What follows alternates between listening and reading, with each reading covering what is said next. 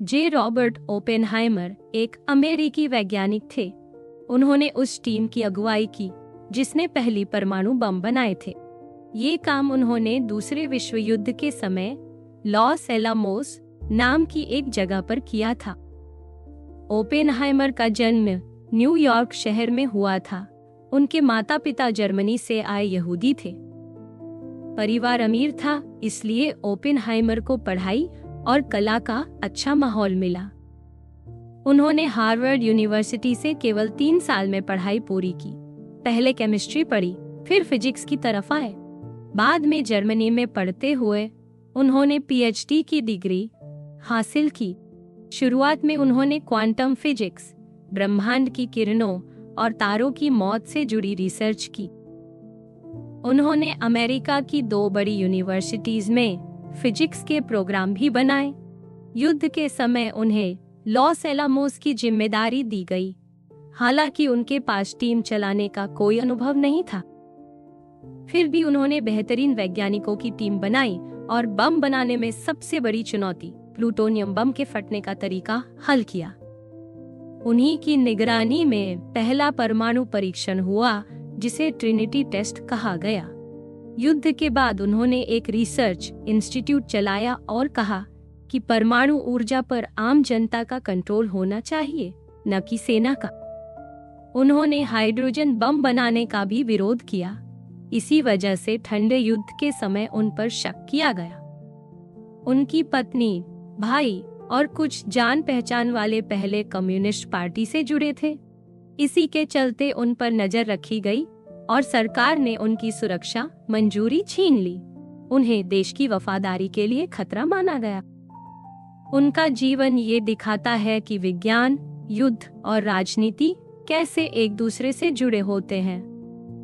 Oppenheimer का जन्म 22 अप्रैल 1904 को न्यूयॉर्क में हुआ। उनके पिता जूलियस कपड़े का कारोबार करते थे और माइला एक कलाकार थीं। घर में खूब किताबें, कला और बातचीत का माहौल था। वे लोग यहूदी थे, लेकिन धार्मिक परंपराओं को नहीं मानते थे। घर में अच्छे संस्कार और सोच को ज्यादा अहमियत दी जाती। उनका एक छोटा भाई फ्रैंक भी था, जो बाद में फिजिक्स के क्षेत्र में गया। घर में दोनों बच्चों को खुद पर भरोसा करना और नए सवाल पूछना सिखाया गया। ओपेनहाइमर के पिता कला और समाज सेवा को बढ़ावा देते थे। माँ की तरफ से उन्हें सुंदरता और सोच की समझ मिली। लेकिन ओपेनहाइमर खुद शांत स्वभाव के थे और ज्यादा लोगों से घुलते मिलते नहीं थे। 6 साल की उम्र में उन्होंने एथिकल कल्चर स्कूल जाना शुरू किया। ये स्कूल इंसानियत, सोचने की आजादी और समाज की भलाई की बात करता था। वहाँ किसी भी धर्म की बात नहीं होती थी, बस सही और गलत को समझना सिखाया जाता था। इस स्कूल ने ओपेनहाइमर की सोच को गहराई दी और उन्हें मेहनत से पढ़ाई करने की आदत डाली। उन्होंने 17 साल की उम्र में स्कूल की पढ़ाई टॉप करके पूरी की। बचपन में ही उन्हें पत्थरों और खनिजों का शौक हो गया था। उनके नाना ने उन्हें खनिजों का एक सेट दिया था। उन्होंने 12 साल की उम्र में वैज्ञानिकों के क्लब में लेक्चर भी दिया था, जिसे सुनने आए लोग पहले उन्हें कोई बड़ा वैज्ञानिक समझ बैठे। उन्हें कविताएं लिखना और चुपचाप अपने शौक में लगे रहना पसंद था। उनका ध्यान हमेशा सच्चाई और इंसानियत पर था, न कि किसी धर्म या परंपरा पर। 1922 में 18 साल की उम्र में उन्होंने हार्वर्ड यूनिवर्सिटी में दाखिला लिया। वहां उन्होंने बहुत तेजी से पढ़ाई की और केवल 3 साल में डिग्री पूरी कर ली। उन्होंने एक साथ कई विषय पढ़े, फिजिक्स, केमिस्ट्री, मैथ्स, फिलॉसफी और भाषाएं जैसे ग्रीक और लैटिन। भले ही उन्होंने केमिस्ट्री में डिग्री ली, लेकिन उनका मन फिजिक्स में ही था और वही बाद में उनका असली क्षेत्र बना। हार्वर्ड में पढ़ते समय ओपेनहाइमर ने कई बड़े वैज्ञानिकों के लेक्चर सुने। सन 1924 में उन्होंने नील्स बोहर का लेक्चर सुना, जिससे उन पर गहरा असर पड़ा। तभी उन्होंने तय कर लिया कि वे प्रयोगों से ज्यादा सिद्धांतों पर काम करेंगे। उन्होंने सन 1925 में अपनी पढ़ाई शानदार नतीजों के साथ पूरी की। हार्वर्ड की सख्त पढ़ाई और उनकी खुद की मेहनत ने उन्हें आगे की रिसर्च के लिए तैयार किया। सन 1925 में उन्होंने इंग्लैंड जाकर कैम्ब्रिज यूनिवर्सिटी में रिसर्च शुरू की। वहां वे जे थॉमसन के साथ काम करने लगे। उन्हें प्रयोगशाला के काम करने पड़ते थे जो उन्हें पसंद नहीं थे। इस दौरान वे खुश नहीं रहे और मानसिक रूप से भी परेशान हुए। सन 1926 में उन्होंने जर्मनी की गोएटिंगेन यूनिवर्सिटी में दाखिला लिया। यह जगह उस समय सिद्धांतों की पढ़ाई और नए खोजों के लिए मशहूर थी। वहां उन्होंने प्रोफेसर मैक्स बॉर्न के साथ काम किया। यहीं उन्होंने कई बड़े वैज्ञानिकों के साथ क्वांटम थ्योरी सीखी और उस पर शोध किया। सन 1927 में उन्होंने अपना रिसर्च पूरा किया और डॉक्टरेट की डिग्री ली। इस काम में उन्होंने यह तरीका बताया कि कैसे अणुओं के अंदर के इलेक्ट्रॉन और केंद्र को अलग अलग देखकर समझा जा सकता है। यह तरीका आज भी विज्ञान में इस्तेमाल होता है। जर्मनी में उन्होंने बहुत सारे शोध लिखे और फिजिक्स की दुनिया में नाम कमाया। उनकी मेहनत ने उन्हें एक बहुत बड़ा सिद्धांतकार बना दिया। सन 1929 में ओपेनहाइमर ने अमेरिका में अध्यापक के रूप में काम शुरू किया। वे कैलिफोर्निया यूनिवर्सिटी और कैलिफोर्निया इंस्टीट्यूट दोनों में पढ़ाने लगे। वे ज्यादातर समय बर्कले में रहते थे और हर साल कुछ महीने दूसरे कॉलेज में भी पढ़ाते थे। सन 1936 में उन्हें प्रोफेसर बना दिया गया। उन्होंने बर्कले में फिजिक्स का बहुत मजबूत केंद्र बनाया और कई नए छात्रों को पढ़ाया। उनके क्लास तेज रफ्तार से चलते थे। वे खुद बहुत तैयारी करके पढ़ाते थे और हर सवाल का जवाब खुद जिस्ते थे। उनके सवाल आसान नहीं होते थे, लेकिन वे छात्रों को सोचने की आदत सिखाते थे। वे अच्छे सवालों का जवाब प्यार से देते थे, लेकिन बेकार सवालों पर सख्त भी हो जाते थे। उनके कई छात्र आगे चलकर बड़े वैज्ञानिक बने। सन 1946 में युद्ध खत्म होने के बाद उन्होंने फिर से पढ़ाना शुरू किया, लेकिन सन 1947 में दोनों जगह से इस्तीफा देकर एक बड़े शोध संस्थान के निदेशक बन गए। उनका अध्यापन का समय सन 1929 से लेकर सन 1947 तक रहा। बीच में केवल युद्ध के समय उन्होंने काम से ब्रेक लिया। ओपेनहाइमर ने अपनी पीएचडी की पढ़ाई सन 1927 में पूरी की थी। इस काम में उन्होंने अपने गुरु मैक्स बॉर्न के साथ मिलकर एक तरीका निकाला जिसे आज भी विज्ञान में बहुत अहम माना जाता है। इस तरीके में यह बताया गया कि अणुओं के अंदर भारी और हल्के कण अलग अलग गति से चलते हैं। इससे अणुओं की रचना और उनके कंपन को समझना आसान हो गया। यह तरीका आज भी विज्ञान की दुनिया में इस्तेमाल होता है। पीएचडी के बाद ओपेनहाइमर ने कुछ समय हॉलैंड और स्विट्जरलैंड में रिसर्च की और फिर अमेरिका लौट आए। उन्होंने कई जगह काम किया और सन 1929 में 2 विश्वविद्यालयों में पढ़ाना शुरू किया। सन 1928 में उन्होंने एक अहम शोध लिखा जिसमें उन्होंने यह समझाया कि कैसे कोई कण दीवार जैसी रुकावट पार कर सकता है। यह खोज बाद में परमाणु टूटने और रेडियोधर्मी विकिरण को समझने में काम आई। सन 1930 के शुरू में उन्होंने अपने शोध को और आगे बढ़ाया और प्रकाश और कणों के व्यवहार पर काम किया। उन्होंने ऐसे समीकरणों का इस्तेमाल किया जिनसे यह पता चलता है कि इलेक्ट्रॉन और दूसरे छोटे कण कितनी तेजी से और कैसे चलते हैं। उन्होंने कणों के बीच की ऊर्जा को समझने में बड़ी भूमिका निभाई। उनकी यह सोच आगे चलकर कण भौतिकी की नई दिशा बनी। सन 1936 में ओपेनहाइमर की मुलाकात जीन टैटलॉक से हुई। जीन मानसिक रोगों की डॉक्टर थी और राजनीतिक रूप से सक्रिय थी।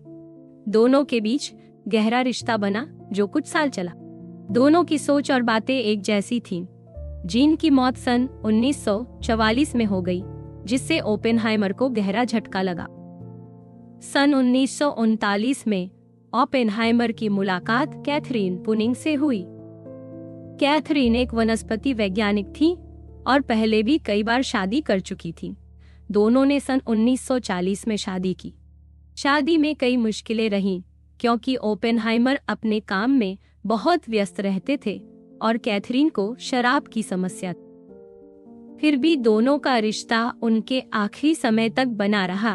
उनके 2 बच्चे हुए। बेटा पीटर सन 1941 में पैदा हुआ और बेटी कैथरीन, जिसे सभी टोनी कहते थे, सन 1944 में जन्मी। पीटर ने बढ़ई का काम चुना और आम लोगों से दूर शांत जीवन बिताया। टोनी ने बाद में अनुवाद का काम सीखना चाहा, लेकिन उन्हें नौकरी नहीं मिली क्योंकि उनके पिता पर पुराने राजनीतिक आरोप थे। इससे वह बहुत दुखी रहने लगी। बाद में उन्होंने अपना जीवन खत्म कर लिया। परिवार पहले बर्कले में रहता था और फिर सन 1943 में युद्ध के समय लॉस एलामोस चला गया। वहां रहना बहुत गुप्त और अकेलापन भरा था। ओपेनहाइमर और उनका परिवार उस दौर में जिम्मेदारी, दुख और संघर्ष के बीच ही रहा था। युद्ध खत्म होने के बाद ओपेनहाइमर का करियर मुश्किलों में चला गया। इसका असर उनके परिवार पर भी पड़ा। दोनों बच्चों ने पढ़ाई और समाज से दूरी बना ली। अपने प्रोफेसर बनने के शुरुआती समय में ओपेनहाइमर को पूर्वी दर्शन में दिलचस्पी होने लगी थी। सन 1933 में उन्होंने संस्कृत सीखनी शुरू की ताकि वे पुराने भारतीय ग्रंथों को खुद पढ़ सके। उन्हें धार्मिक आस्था नहीं थी, बल्कि वे जीवन के गहरे सवालों के जवाब ढूंढना चाहते थे।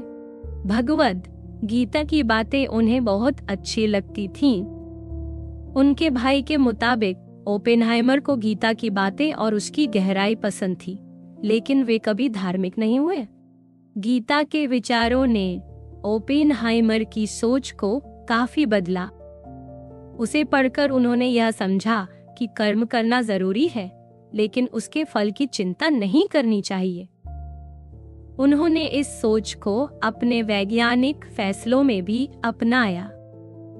सन 1945 में जब पहला परमाणु परीक्षण हुआ, तब उन्होंने गीता की एक पंक्ति याद की थी, अब मैं मृत्यु बन गया हूँ, दुनिया का विनाश करने वाला। यह बात उन्होंने कई साल बाद एक इंटरव्यू में बताई थी।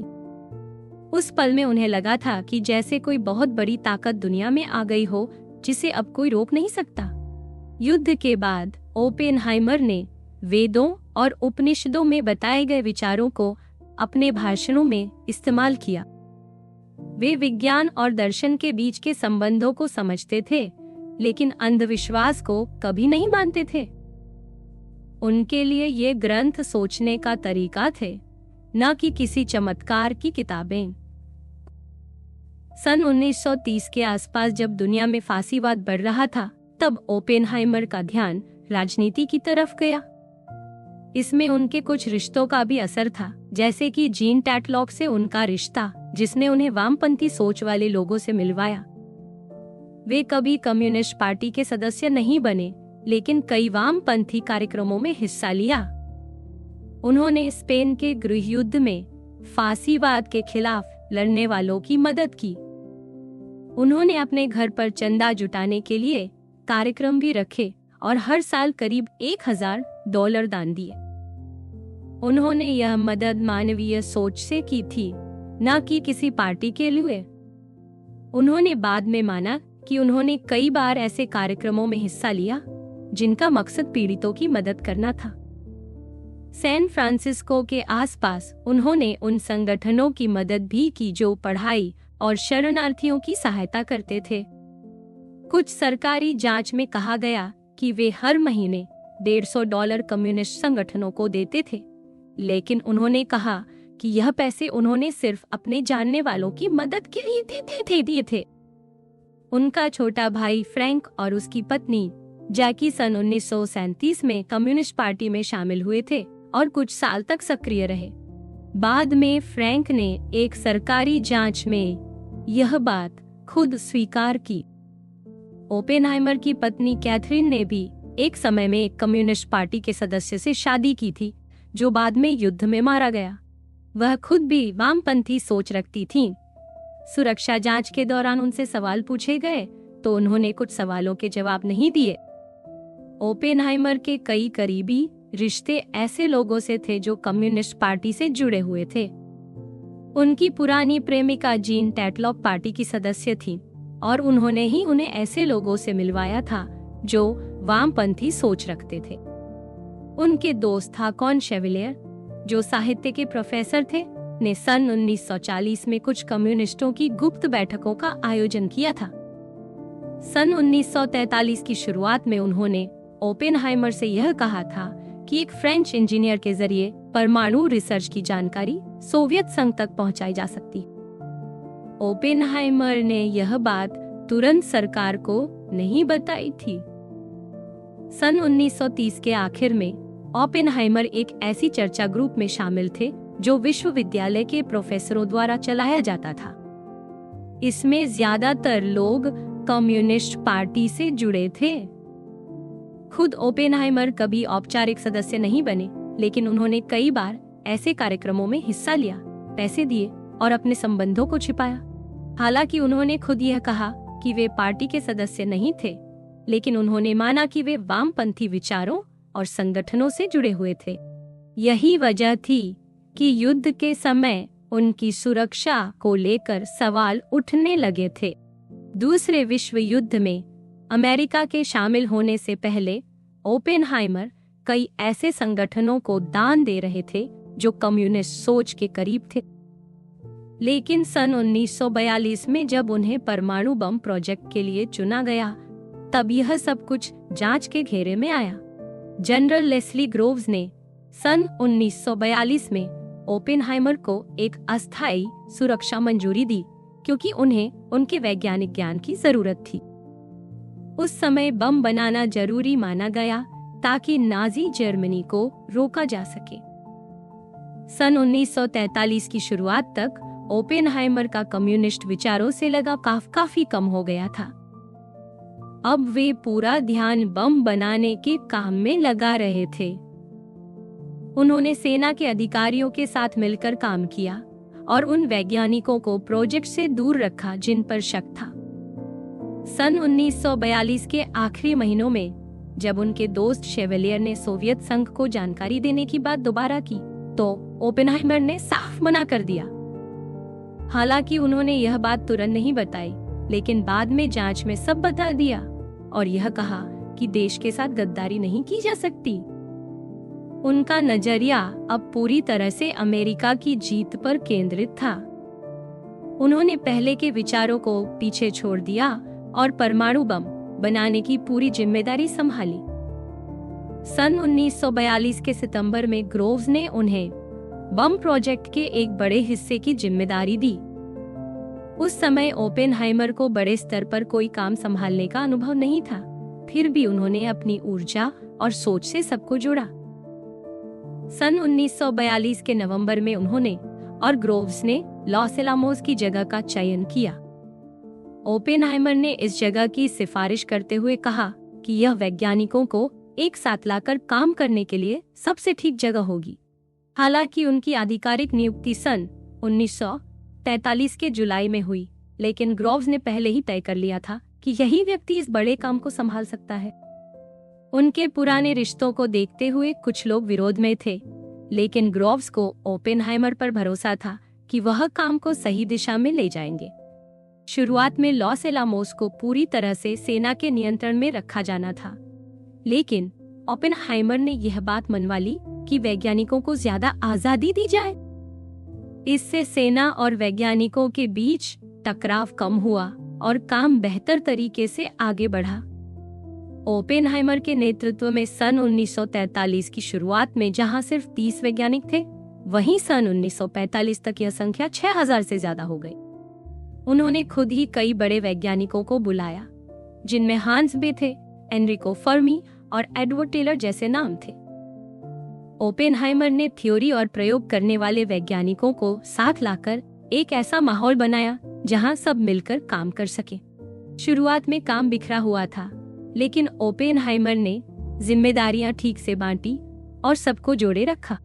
गोपनीयता के कड़े नियमों के चलते कई बार परिवार अलग थलग महसूस करते थे और लोगों का मनोबल गिरता था, लेकिन ओपेनहाइमर ने साप्ताहिक सेमिनार और खुली बातचीत की बैठकों से सबका उत्साह बनाए रखा। उनकी टीम में भर्ती काबिलियत के आधार पर होती थी और काम को हल करने के लिए नए तरीके अपनाए जाते थे। वे खुद भी धीरे धीरे प्रबंधन के काम में माहिर हो गए थे। उन्होंने टीम को सरकारी दखल से भी बचाकर रखा ताकि काम में कोई रुकावट न आए। सन 1945 के दिसंबर में जब उन्होंने इस्तीफा दिया, तब तक दोनों तरह के बम, यूरेनियम और प्लूटोनियम, पूरी तरह तैयार हो चुके थे। यह साबित करता है कि ग्रोव्स ने उन पर जो भरोसा किया था वह सही था। सन 1942 के अंत में उन्होंने वैज्ञानिकों की भर्ती शुरू की। उन्होंने कई बड़े नामों को अपनी टीम में जोड़ा और सन 1943 की शुरुआत में देश भर घूमकर और वैज्ञानिकों से मिलकर टीम बनाई। उस समय जगह एकदम अलग थलग थी, सुविधाएं कम थी और रहना भी मुश्किल था, लेकिन फिर भी लोग आना शुरू हो गए। सन 1943 के अप्रैल में जब लैब ने काम शुरू किया, तो ओपेनहाइमर ने टीम को बांटने के लिए एक बोर्ड और 50 से ज्यादा टीम लीडर बनाए ताकि जानकारी का सही तरीके से आदान प्रदान हो सके और फैसले जल्दी लिए जा सके। उन्होंने हर हफ्ते सेमिनार शुरू किए ताकि सब आपस में बात कर सके। उनके इस तरीके से माहौल अच्छा बना और काम की रफ्तार तेज हो गई। युद्ध खत्म होते होते स्टाफ की संख्या 100 से बढ़कर 8000 से ज्यादा हो चुकी। ओपेनहाइमर ने इस बात पर जोर दिया कि स्टाफ नागरिक ही बना रहे ताकि सबको ज्यादा आजादी मिले और वे अपने समय का सही इस्तेमाल कर सके। उन्होंने जरूरी मशीनों का इंतजाम करवाया और लैब के लिए विशेष उपकरण मंगवाए। काम के बीच उन्होंने यह भी तय किया कि प्लूटोनियम बम के लिए नया तरीका अपनाना होगा। उन्होंने इस दिशा में वैज्ञानिकों को लगाकर कई नई तकनीकें तैयार करवाईं। लॉस एलमोस लैब ने 2 तरह के परमाणु बम तैयार किए। एक था यूरेनियम वाला, जिसमें एक हिस्से को दूसरे में जोड़कर धमाका किया जाता था। यह तरीका आसान था, लेकिन सिर्फ यूरेनियम के लिए काम करता था। दूसरा तरीका प्लूटोनियम के लिए था। इसमें गोलाकार के प्लूटोनियम को बाहर से तेज धमाके करके अंदर की तरफ दबाया जाता था ताकि वह ज्यादा घना होकर फट सके। यह तरीका बहुत मुश्किल था, लेकिन ओपेनहाइमर ने इसे मुमकिन बना दिया। उन्होंने उन वैज्ञानिकों को एक साथ जोड़ा जो गणित, प्रयोग और डिजाइन में माहिर थे। उन्होंने ऐसे उपकरण बनवाए जो धमाके की लहरों को बिल्कुल बराबर बनाते थे ताकि विस्फोट सही हो। उनकी पूरी टीम ने मिलकर ऐसा सिस्टम तैयार किया जिससे बम के अंदर की धातु को ठीक से दबाया जा सके और बम सही से काम करे। बिल्कुल सटीक समय पर बम फोड़ना सबसे जरूरी था। इसके लिए एक खास तकनीक बनाई गई जिसमें बिजली के झटके से बहुत पतली तारें जलाकर कुछ माइक्रोसेकंड में धमाके शुरू किए जाते थे। यह तरीका सभी दिशाओं से एक साथ धमाका करने में मदद करता था। इसी के साथ न्यूट्रॉन छोड़ने वाली चीजें भी लगाई गई ताकि बम का विस्फोट सही समय पर शुरू हो सके। एक और तकनीक से बम के अंदर से भागते न्यूट्रॉन को वापस भेजा जाता था, जिससे कम मात्रा में भी विस्फोट हो सकता था। ओपेनहाइमर ने साफ कहा था कि यह सबसे मुश्किल काम है, इसलिए उन्होंने एक पूरी टीम और संसाधन इस पर लगाए। कई बार परीक्षण फेल हुए, लेकिन उन्होंने हार नहीं मानी और सन 1945 की शुरुआत में बम को तैयार करवा दिया। 17 जुलाई सन 1945 को सुबह 5:29 पर न्यू मैक्सिको के रेगिस्तान में दुनिया का पहला परमाणु परीक्षण हुआ। इसे ट्रिनिटी नाम दिया गया था, जो एक कविता से लिया गया था। इस परीक्षण में एक प्लूटोनियम बम का इस्तेमाल हुआ, जिसे स्टील के 100 फीट ऊंचे टावर पर रखा गया था। धमाके की ताकत 21,000 टन TNT के बराबर थी। बम का सिर्फ 15% हिस्सा ही फटा, लेकिन उसका असर बहुत ज्यादा था। कुछ ही सेकंड में एक विशाल आग का गोला बना जो 2000 फीट से बड़ा था फिर एक बहुत ऊंचा बादल उठा। तेज रोशनी, गर्मी और झटकों की वजह से दूर दूर तक खिड़कियां टूट गईं। वहां की रेत पिघलकर हरे रंग की कांच जैसी चीज बन गई, जिसे बाद में ट्रिनाइट नाम दिया गया। लोगों को बताया गया कि वहां सिर्फ एक गोला बारूद का धमाका हुआ था, लेकिन ओपेनहाइमर को उसी वक्त गीता की वह पंक्ति याद आई, अब मैं मृत्यु बन गया हूँ, दुनिया का विनाश करने वाला। कुछ घंटों बाद उन्होंने जनरल ग्रोव्स के साथ जाकर जगह को देखा और पुष्टि की कि परीक्षण सफल रहा। अब यह तय हो गया था कि यह बम काम करता है और यह वही डिजाइन था जो नागासाकी में गिराए गए बम में इस्तेमाल हुआ। सन 1947 में ओपेनहाइमर को एक बड़े शोध संस्थान का निदेशक बनाया गया। यह जगह उन वैज्ञानिकों के लिए थी जो गहराई से सोचते और रिसर्च करते। यहाँ कोई पढ़ाई या डिग्री नहीं होती थी, सिर्फ विचार और खोज का माहौल होता था। यहाँ उन्होंने बड़े वैज्ञानिकों के साथ मिलकर विज्ञान और सोच के गहरे मुद्दों पर चर्चा की। उन्होंने हर हफ्ते सेमिनार शुरू करवाए ताकि लोग एक दूसरे से सीखें और अपने विचार साझा करें। इस संस्थान में अलग अलग विषयों के जानकार लोग आते थे और ओपेनहाइमर ने विज्ञान के साथ साथ सामाजिक और दार्शनिक बातों को भी जगह दी। उनका ध्यान अब वैज्ञानिक खोज से ज्यादा समाज में विज्ञान की भूमिका को लेकर था। सन 1954 में उनकी सुरक्षा मंजूरी हटा दी गई थी, लेकिन इससे उनके इस काम पर कोई असर नहीं पड़ा क्योंकि ये संस्था सरकार पर निर्भर नहीं थी। उन्होंने अपने कार्यकाल के आखिरी सालों तक दुनिया भर के वैज्ञानिकों को यहाँ बुलाया और खुली सोच को बढ़ावा दिया। सन 1967 में बीमारी की वजह से उनका निधन हुआ, लेकिन उनके समय को इस संस्थान ने ऐसा समय माना जब असली प्रतिभा बिना रोक टोक के खिल पाई। सन 1947 में जब अमेरिका की एटॉमिक एनर्जी कमीशन बनाई गई, तो ओपेनहाइमर को इसकी सलाहकार समिति में भी शामिल किया गया। वहां उनका काम था कि वे परमाणु ऊर्जा और उससे जुड़ी नीतियों पर सलाह दें। सन 1947 में जब ओपेनहाइमर को एक बड़ी परमाणु ऊर्जा सलाहकार समिति में शामिल किया गया, तो उन्हें बाकी वैज्ञानिकों ने चेयरमैन भी चुन लिया। वे इस पद पर लगातार दिसंबर सन 1952 तक रहे। इस दौरान समिति हर साल कई बार बैठक करती थी। इसमें गुप्त योजनाओं की जांच की जाती थी, तकनीकी काम की समीक्षा होती थी और यह तय किया जाता था कि किस काम को पहले करना चाहिए। यह समिति सरकार से थोड़ी दूरी बनाकर काम करती थी ताकि सलाह देने में कोई दबाव न हो। हालांकि इसके सुझाव मानना जरूरी नहीं होता था, लेकिन फिर भी इसका असर बड़ा था। ओपेनहाइमर ने इस भूमिका में यह कोशिश की कि सैन्य जरूरतों और वैज्ञानिक सोच के बीच संतुलन बना रहे।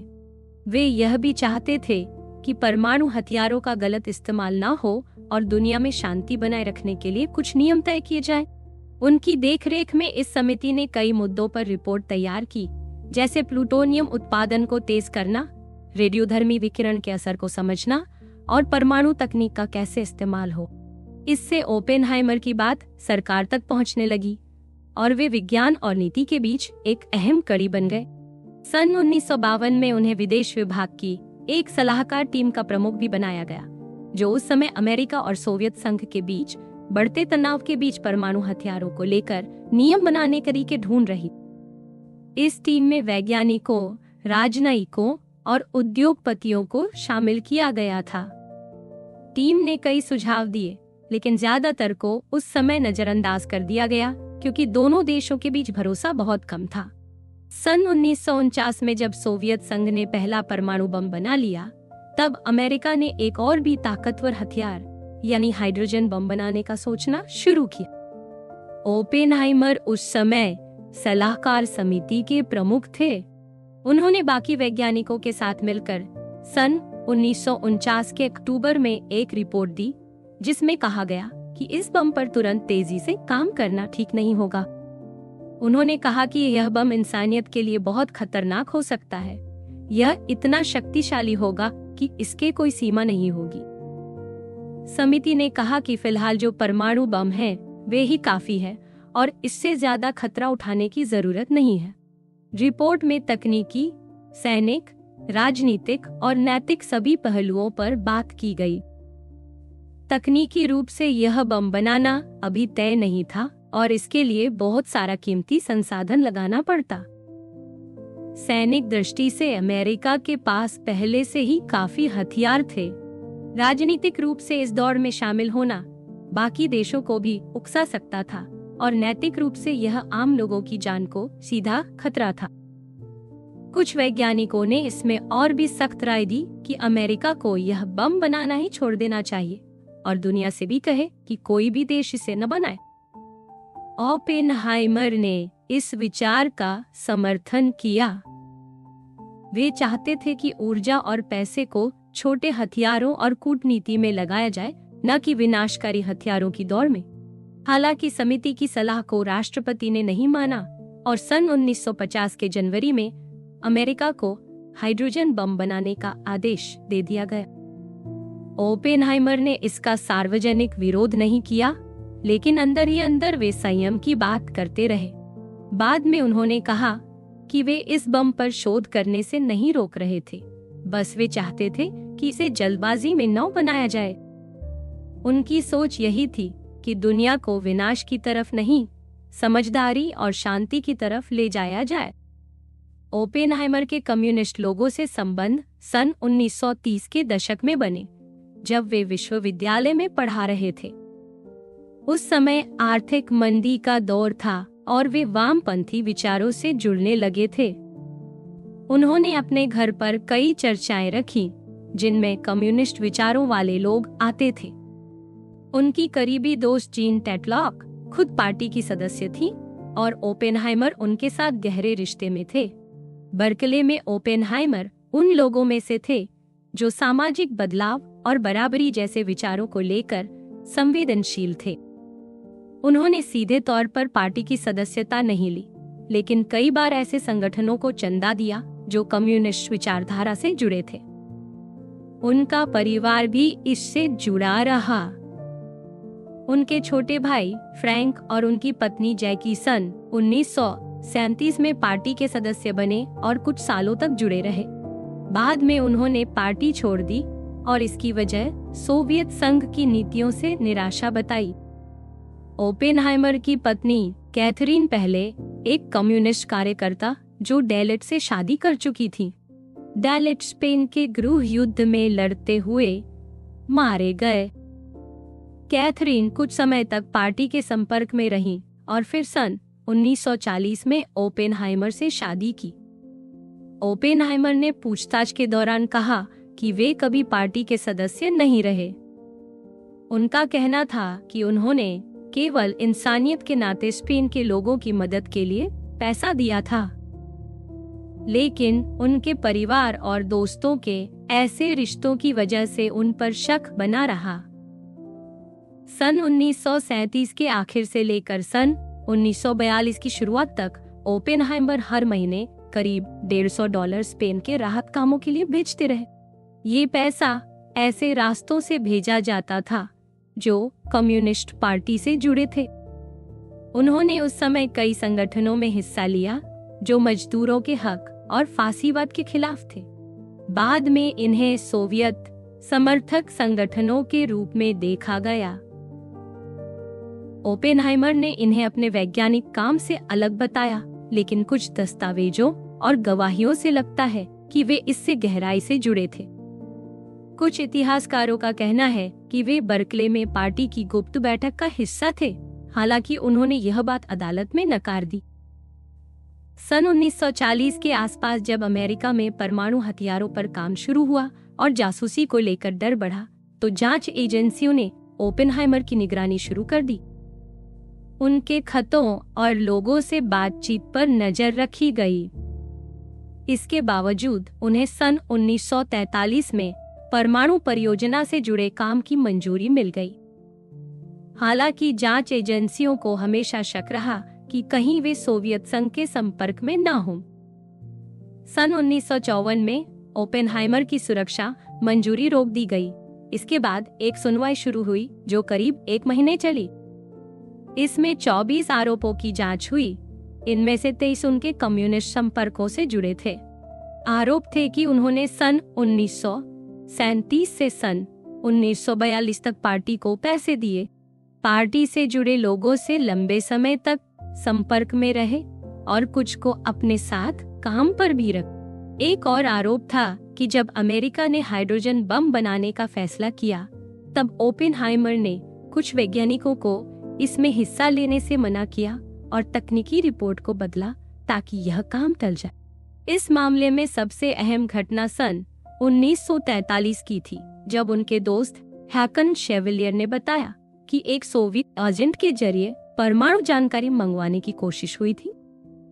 ओपेनहाइमर ने पहले इसकी झूठी कहानी बनाई, लेकिन बाद में सच बताया कि उन्होंने अपने दोस्त को बचाने के लिए ऐसा किया। उनके पुराने संबंधों और बयानों में कई विरोधाभास पाए गए। उन्होंने कुछ लोगों के पार्टी से जुड़े होने की बात कम करके बताई और एक रिपोर्ट में एक वैज्ञानिक के विचार जानबूझकर छोड़ दिए। इस सुनवाई में कुछ लोग उनके खिलाफ बोले।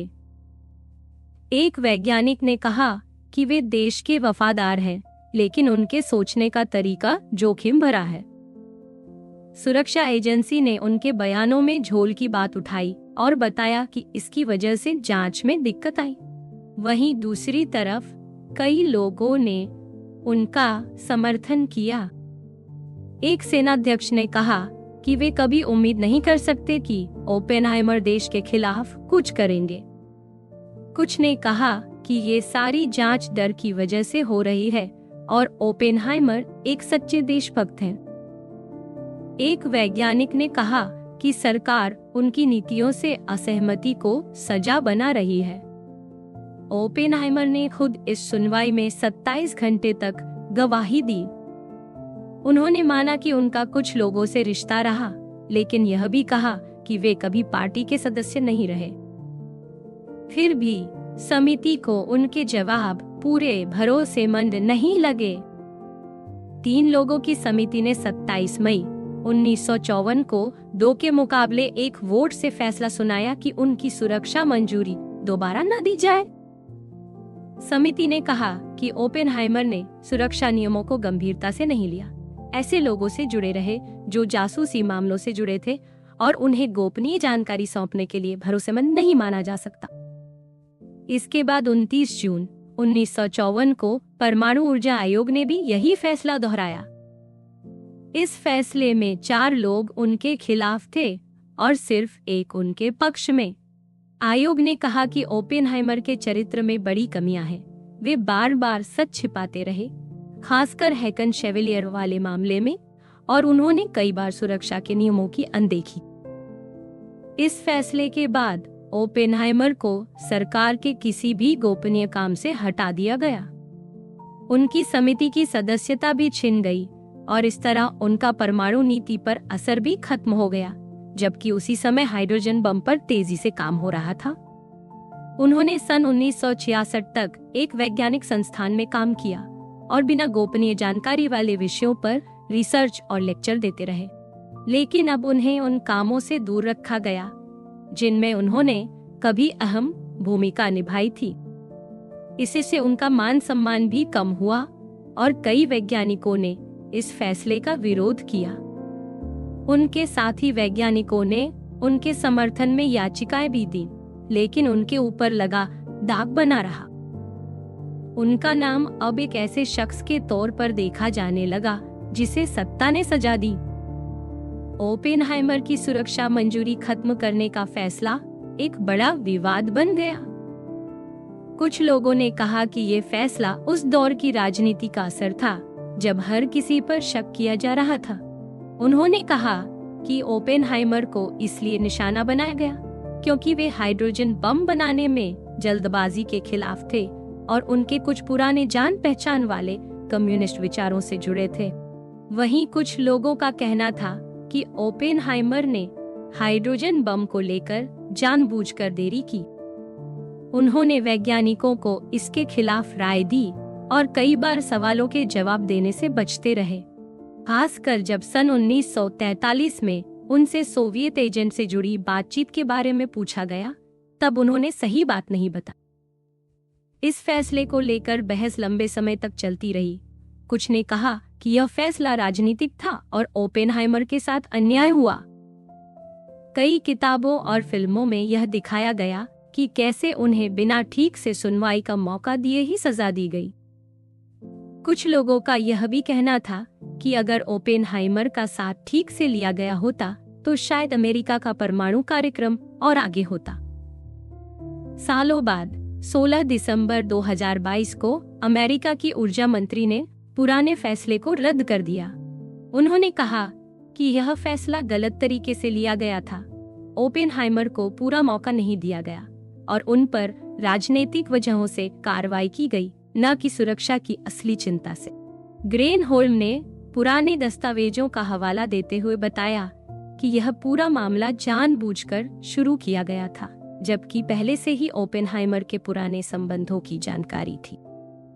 उन्हें हाइड्रोजन बम को लेकर सरकार की नीति से असहमति जताने पर अलग थलग करने की कोशिश की गई थी। इतिहासकारों ने इसे एक पुरानी नाइंसाफी को सुधारने वाला कदम माना। हालांकि इसका मतलब ये नहीं था कि हर चिंता को पूरी तरह गलत ठहराया गया, बल्कि ओपेनहाइमर के रिकॉर्ड पर जो दाग था उसे मिटा दिया गया। कुछ लोगों ने इस फैसले की आलोचना की। उनका कहना था कि सुनवाई के दौरान ओपेनहाइमर के बयानों में जो विरोधाभास थे और जिस तरह उन्होंने बम परियोजना में रुचि नहीं दिखाई थी, उन सबको नजरअंदाज कर दिया गया। लेकिन सरकार ने इस फैसले में ज्यादा जोर इस बात पर दिया कि पहले वाली प्रक्रिया में गंभीर खामियां थीं। सुरक्षा मंजूरी खत्म होने के बाद भी ओपेनहाइमर एक वैज्ञानिक संस्थान में निदेशक बने रहे और 16 अक्टूबर 1966 तक वहीं काम करते रहे। यहाँ वे विज्ञान के गहरे विचारों और खोजों पर काम करने वाले लोगों को साथ लेकर चर्चा करते थे। उन्हें गोपनीय जानकारी से जुड़ी पहुंच नहीं दी गई, लेकिन उन्होंने विज्ञान और समाज के रिश्ते को लेकर विचार साझा करने का काम जारी रखा। उन्होंने ऐसे कई भाषण दिए जिनमें विज्ञान की तकनीकी बातें और दर्शन की सोच साथ चलती थी। नवंबर 1962 में उन्होंने 3 हिस्सों में एक खास व्याख्यान दिया, जिसमें उन्होंने बताया कि वैज्ञानिक सोच में कैसे बदलाव आए हैं। वे विज्ञान के उस दौर की चुनौतियों पर ध्यान दे रहे थे, जहां नई नई खोजों को समझना ही सबसे बड़ी बात थी। उन्होंने कुछ लेख भी लिखे जिनमें बताया कि विज्ञान को किस सोच के साथ आगे ले जाना चाहिए। 1950 और 60 के दशक में ओपेनहाइमर का ध्यान अब सीधे वैज्ञानिक रिसर्च से हटकर समाज में विज्ञान की भूमिका पर चर्चा की तरफ बढ़ गया था। उन्होंने दुनिया के कई हिस्सों में जाकर लेक्चर दिए, लेकिन सुरक्षा कारणों की वजह से वे अब पहले जैसी खोजें नहीं कर पाए। इस दौरान उन्होंने कई बड़े वैज्ञानिकों से चिट्ठियों में बात की, जैसे अल्बर्ट आइंस्टीन से। वे क्वांटम सिद्धांत और ब्रह्मांड पर चर्चा करते थे, लेकिन अब उनकी कोई बड़ी नई खोज नहीं आई। उनकी इस सोच भरी यात्रा का एक दूसरा रूप भी था। 12 जनवरी 1946 को उन्हें राष्ट्रपति ने युद्धकालीन वैज्ञानिक नेतृत्व के लिए देश का सबसे बड़ा सम्मान दिया। इसके बाद उन्हें कई विश्वविद्यालयों से मानद डिग्रियां मिली। सबसे बड़ा सम्मान उन्हें 2 दिसंबर 1963 को मिला, जब राष्ट्रपति ने उन्हें एटॉमिक एनर्जी कमीशन का फेर्मी पुरस्कार दिया। इसके साथ उन्हें $50,000 की रकम और सोने का पदक भी मिला। यह पुरस्कार उनकी पढ़ाने की शैली और वैज्ञानिक सोच के लिए दिया गया था। इस मौके ने उन्हें एक तरह से फिर से सरकारी सम्मान दिलाया। 1965 के आखिरी महीनों में उन्हें गले के कैंसर के लक्षण दिखने लगे। जांच में बीमारी पक्की हो गई। लंबे समय से सिगरेट पीने की वजह से उनकी तबीयत और बिगड़ती चली गई। वे उसी संस्थान में अपने घर तक ही सीमित रह गए। 18 फरवरी 1967 की रात करीब 8 बजे उनकी मौत हो गई। उनका शरीर जलाया गया और कोई सार्वजनिक अंतिम संस्कार नहीं किया गया। उनकी पत्नी कैथरीन जिन्हें लोग किटी कहते थे, ने उनकी राख समंदर में बहा दी। यह वही जगह थी जहां ओपेनहाइमर परिवार के साथ अक्सर छुट्टियां मनाने जाते थे। यही तरीका ओपेनहाइमर को पसंद था, कम शोर शराबा और सादगी। इसके बाद भी लोगों के बीच उनके काम और फैसलों को लेकर बहस चलती रही। 5 साल बाद 1972 में किटी की भी कैंसर से मौत हो गई। उनकी राख भी उनके बच्चों ने उसी जगह बहाई जहां ओपेनहाइमर की राख बहाई गई थी। ओपेनहाइमर का सबसे अहम वैज्ञानिक काम 1927 में हुआ, जब उन्होंने एक खास गणितीय तरीका निकाला जिससे अणुओं में इलेक्ट्रॉन और न्यूक्लियस की हरकतों को अलग अलग करके समझा जा सके। इससे जटिल परमाणु गणनाएं आसान हो गईं। ये तरीका आज भी क्वांटम रसायन शास्त्र का आधार है। उससे पहले 1926 में उन्होंने 2 कणों की गति को लेकर जो सिद्धांत था उसे और बेहतर बनाया। उन्होंने दूसरे वैज्ञानिकों के काम को आगे बढ़ाया और अणु परमाणु की गहराई से समझ में नया योगदान दिया।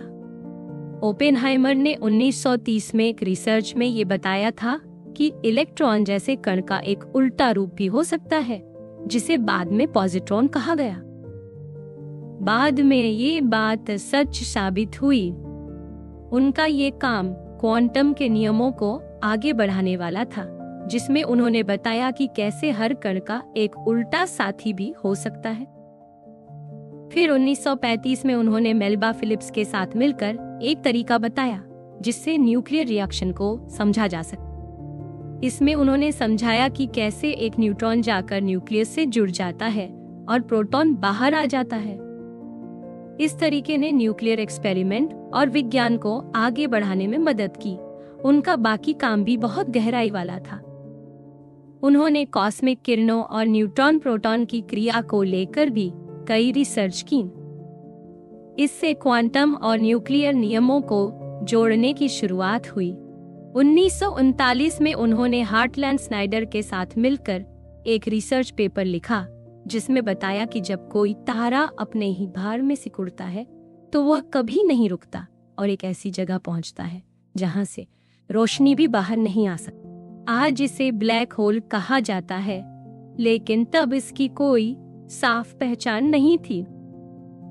इस मॉडल ने पहली बार यह समझाया कि तारा कैसे खत्म होकर पूरी तरह सिकुड़ सकता है।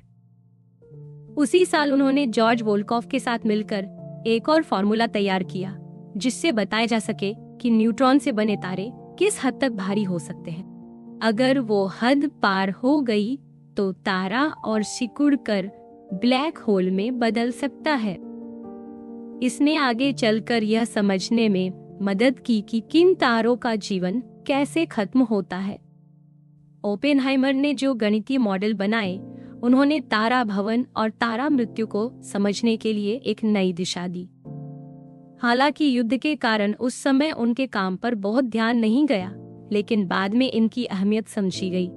इन सारे कामों में उनका सबसे बड़ा योगदान 1927 में था, जब उन्होंने मैक्स बॉर्न के साथ मिलकर ये तरीका निकाला कि अणु में इलेक्ट्रॉन और न्यूक्लियस की गति को अलग अलग करके समझा जाए। इससे क्वांटम नियमों को समझना आसान हुआ और आज भी ये तरीका क्वांटम केमिस्ट्री में इस्तेमाल होता है। 1930 के दशक में उन्होंने क्वांटम इलेक्ट्रोडायनेमिक्स को और बेहतर बनाने की कोशिश की। उन्होंने इलेक्ट्रॉन और पॉजिट्रॉन की क्रिया, कॉस्मिक रे शॉवर्स और न्यूट्रॉन प्रोटॉन क्रिया को लेकर रिसर्च की। उन्होंने बताया कि कैसे बिना ज्यादा ऊर्जा खर्च किए भी कुछ न्यूक्लियर रिएक्शन हो सकते हैं। उन्होंने पुराने वैज्ञानिकों के काम को और बेहतर किया, लेकिन कोई पूरी तरह नया हल नहीं निकाला। उनका जो काम तारों के अंत को लेकर था, उसमें उन्होंने बताया कि एक समय ऐसा आता है जब तारा इतना भारी हो जाता है कि वो अपने भार से ही सिकुड़ता चला जाता है और फिर एक ऐसी अवस्था में पहुंच जाता है जिसे हम आज ब्लैक होल कहते हैं। उनके इन कामों से ये समझने में मदद मिली कि ब्रह्मांड में बड़े बड़े तारे कैसे खत्म होते हैं और इससे आकाशगंगाओं की रचना कैसे होती है। हालांकि बाद में उन्होंने अपना ध्यान न्यूक्लियर फिजिक्स की ओर कर लिया था, लेकिन उनके रिसर्च आज भी गुरुत्वाकर्षण और ब्रह्मांड विज्ञान में बहुत अहम माने जाते हैं। उन्होंने ये दिखाया कि अगर द्रव्यमान बहुत ज्यादा हो तो तारा जरूर गिरेगा और उसकी गति को कोई नहीं रोक सकता। ओपेनहाइमर ने जो मॉडल बनाए थे, उन्होंने क्वांटम और गुरुत्वाकर्षण को जोड़ते हुए तारे कैसे बनते हैं और कैसे खत्म होते हैं, ये समझने में मदद की। लेकिन उस समय लोगों को ब्लैक होल जैसे विचारों पर भरोसा नहीं था, इसलिए उनके इन कामों पर ज्यादा ध्यान नहीं गया। उन्होंने कुल मिलाकर 73 रिसर्च पेपर लिखे। ये काम क्वांटम, न्यूक्लियर और ब्रह्मांड विज्ञान से जुड़े थे। उन्होंने कई मुश्किल बातों को समझकर आगे बढ़ाया, लेकिन कुछ दूसरे वैज्ञानिकों जैसे डिराक और फर्मी की तरह कोई बड़ा नया रास्ता नहीं दिखा। उनकी खासियत थी कि वो पुराने नियमों से नई बातें निकालते थे और उन्हें जांचने लायक बनाते थे। उन्होंने कई होनहार वैज्ञानिकों को भी सिखाया, जिनमें बेटे और सेरबर जैसे नाम शामिल हैं। उनके कामों ने बाद के वैज्ञानिकों को प्रयोग करने की दिशा दी। दूसरे महायुद्ध के बाद वे अक्टूबर 1947 से जून 1952 तक एक अहम समिति के अध्यक्ष रहे। उनका काम था अमेरिका की परमाणु नीति पर सलाह देना। उन्होंने कोशिश की कि दुनिया में हथियारों की होड़ न हो और देश आपस में मिलकर परमाणु तकनीक पर नजर रखें। उन्होंने ऐसे सुझाव दिए कि अमेरिका अपने हथियार धीरे धीरे कम करे, अगर बाकी दुनिया भी यही करे। लेकिन उस वक्त सोवियत संघ ने इन बातों को नहीं माना और अगस्त 1949 में अपना परमाणु परीक्षण कर लिया। इससे हाइड्रोजन बम को लेकर बहस तेज हो गई। 30 अक्टूबर 1949 को ओपेनहाइमर की अध्यक्षता वाली समिति ने कहा कि इतना ताकतवर बम बनाना सही नहीं होगा, इससे इंसानियत को भारी खतरा हो सकता है और दूसरी तरफ सोवियत संघ भी ऐसी ही तैयारी करने लगेगा। इसलिए उन्होंने कहा कि अमेरिका को छोटे लेकिन असरदार बम बनाने चाहिए जिन्हें जरूरत पर इस्तेमाल किया जा सके। हालांकि कुछ वैज्ञानिकों ने इससे अलग राय दी और कहा कि हाइड्रोजन बम बनाना चाहिए। राष्ट्रपति ने बाद में ओपेनहाइमर की बात नहीं मानी और अमेरिका ने इस बम को बनाने की मंजूरी दे दी। इसके बाद अमेरिका और सोवियत संघ दोनों ने हथियारों की होड़ में कदम बढ़ा दिए। ओपेनहाइमर की सलाहों का असर ये हुआ कि अमेरिका ने युद्ध की तैयारी में छोटे परमाणु हथियारों को भी शामिल किया, ताकि जरूरत पड़ने पर उन्हें आसानी से इस्तेमाल किया जा सके। लेकिन कुछ लोग मानते थे कि हाइड्रोजन बम के खिलाफ उनकी राय की वजह से अमेरिका की तैयारी धीमी हुई। हालांकि बाद में जब सोवियत संघ ने अपना बम बनाया तो साफ हो गया कि उन्होंने ये काम अमेरिका से अलग और अपने तरीके से किया। ओपेनहाइमर का सोचना ये था कि विज्ञान को जिम्मेदारी के साथ चलाना चाहिए, लेकिन उनकी ये सोच सरकार की बड़ी नीतियों को बदल नहीं पाई। धीरे धीरे दुनिया में इतने हथियार बन गए कि किसी की सलाह भी उस दौर को रोक नहीं पाए। फिर अप्रैल से मई 1954 तक उनकी सुरक्षा मंजूरी पर सवाल उठे। उनके पुराने संबंधों और सोच को लेकर जांच हुई। जून 29 को फैसला हुआ कि उनकी मंजूरी खत्म कर दी जाए। हालांकि उनके खिलाफ कोई गद्दारी या जासूसी साबित नहीं हुई, फिर भी उन्हें एक खतरा माना गया और सरकारी सिस्टम से दूर कर दिया गया। सुरक्षा जांच में ओपेनहाइमर के रवैये को लेकर कई गंभीर सवाल उठे। कहा गया कि उन्होंने सुरक्षा नियमों को लेकर लापरवाही दिखाई और ऐसे लोगों से जुड़े रहे जिनसे उन पर दबाव पड़ सकता था। 1930 के दशक से लेकर 40 के शुरू तक उन्होंने कई कम्युनिस्ट संगठनों से संबंध बनाए रखे। उनकी पत्नी, भाई और भाभी भी कुछ समय तक कम्युनिस्ट पार्टी से जुड़े रहे। उन्होंने पार्टी को काफी पैसे भी दिए और कुछ संदिग्ध लोगों से मेलजोल बनाए रखा। युद्ध के बाद भी कुछ संपर्क बने रहे। जैसे पेरिस में 1953 में उन्होंने चवलिए नाम के एक पुराने जानकार से मुलाकात की, जिसे लेकर सवाल उठे। सबसे बड़ी बात यह थी कि 1943 की शुरुआत में चवलिए ने ओपेनहाइमर से कहा कि वो गुप्त जानकारी सोवियत वैज्ञानिकों तक पहुंचा सकता है। ओपेनहाइमर ने मना तो कर दिया, लेकिन इस बात को छिपाया और जब बताया भी तो शुरू में गलत जानकारी दी, बाद में सेना के कहने पर सही बात बताई। इस वजह से उन पर भरोसा नहीं किया गया। जब उन्होंने हाइड्रोजन बम का विरोध किया तो इसको लेकर भी उन पर उंगलियां उठी। उन्होंने कहा था कि ये बम नैतिक, तकनीकी और राजनीतिक तौर पर सही नहीं है। राष्ट्रपति के आदेश के बाद भी उन्होंने इस बम को लेकर खुलकर साथ नहीं दिया, जिससे वैज्ञानिकों का उत्साह कम हुआ और प्रोग्राम में देर हुई। एक वैज्ञानिक ने कहा कि अगर देश की जिम्मेदारी ओपेनहाइमर की बजाय किसी और के हाथ में होती तो ज्यादा अच्छा होता। उन्होंने कुछ ऐसे लोगों की सिफारिश भी की थी जो कम्युनिस्ट विचारों से जुड़े थे। जैसे उन्होंने एक ऐसे व्यक्ति को बनाए रखने की कोशिश की जिसे पहले ही संदिग्ध माना जा चुका था। इस सब को देखते हुए समिति ने माना कि उन्हें सुरक्षा मंजूरी नहीं दी जानी चाहिए। बाद में उन्हें कई फिल्मों और कलाओं में एक ऐसे व्यक्ति की तरह दिखाया गया जो अपने काम से जूझता रहा। 1981 की एक डॉक्यूमेंट्री में उनके नेतृत्व और उसके बाद के पछतावे को दिखाया गया। इसमें उन्होंने खुद गीता की पंक्तियों का जिक्र किया। 1905 में एक ओपेरा आया जिसमें दिखाया गया कि कैसे वो ट्रिनिटी टेस्ट की तैयारी में उलझे हुए थे और अंदर से परेशान थे। इस ओपेरा में गीता और कुछ कविताओं के जरिए उनके मन की स्थिति को दिखाया गया। फिर एक किताब आई जिसने उनकी जिंदगी की पूरी कहानी बताई। इसमें बम बनाने में उनकी भूमिका, हाइड्रोजन बम का विरोध और बाद में उनकी सुरक्षा मंजूरी का खत्म होना सब कुछ शामिल था। ये किताब बहुत मशहूर हुई और कई बार इसे आधार बनाकर फिल्में बनी।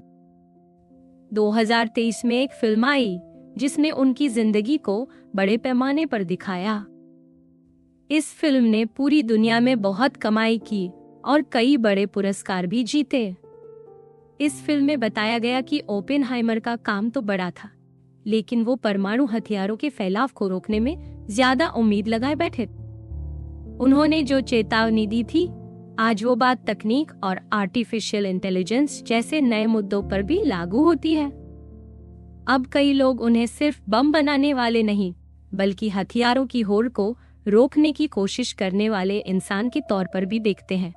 हालांकि उनके पुराने संबंधों को लेकर आज भी बहस होती है, लेकिन अब उन्हें एक ऐसे इंसान की तरह भी देखा जाता है जो विज्ञान और इंसानियत के बीच रास्ता तलाश रहा है।